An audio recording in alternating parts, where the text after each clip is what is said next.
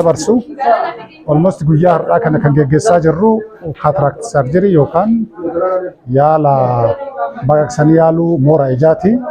Hojiin kun hojii eebbifamaadha. Tajaajila tolaatiin dalagamaa dhaabbata FHFtu deeggarsa nu taasise akka godina keenyatti aanota fi magaalaa dabalatee aanota 13 magaalaa lama keessatti kan dalagnu nama naannoo 1,400 ol tajaajila kana ni argatu kan jedhu qabna. Ogeeyyiin sadarkaa garaagaraa irraa jiran biiroon nuuf godhee ogeeyyii yaala kanaaf leenji'an fidee jira. Kanaaf nutis mobilaayizeeshinii yookiin sosochii hawaasaa gaggeessine.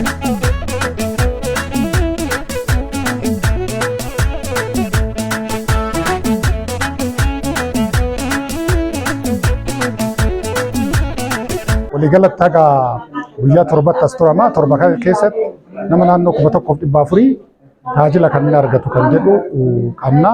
Hawaasni dhageenyes ergaa kana dhagahee ijji isaanii irratti rakkoo bakka qabu ogeessa fayyaatiin ilaallamee gara dhufee yaala akka argatu abdii guddaa qabna jechaadha. Kanaaf hawaasa keenya bira ergaan gahuu qaba. Dhaamsa ijji keenya almost rakkoo mooraa ijaatiin namni biyya keenya keessa jiru keessattuu nama baadiyyaa jiraatu parsantii 40 kan gahu rakkoo kana akka qabutu kan expect godhamu. Isa keessa jaamiinsaafis qooda guddaa kan bahu almost moora ijaa kana. Kanaaf yaalli isaa tolaadhaan kan gaggeeffamaa jiru hospitaala Kuyyaraa fi waajjira fayyaa godina Arsii Lixaa wajjin ta'uudhaan yaala kana gaggeessaa kan jiru. Namoonni baay'een asirraa fayyadamu jennee yaalla. Walumaa galatti hojii milkaa'aa fi gaariitu hojjetamaa jira. Guyyaa lammaffaa irra jirra jechaadha guyyaa har'aa. Kanaaf namni ergaan kun bira gahee rakkoo ija isaa qorachiisuu qaba. Keessattuu namoonni umriin dabalaa deemu iji isaanii irratti rakkoon kun uumama jedhamee eegama jechaadha. Biyyi keenya rakkoo garaagaraatiif saaxilamtudha jechaadha. Kanaaf waan garaagaraa irraa dhufuu danda'a.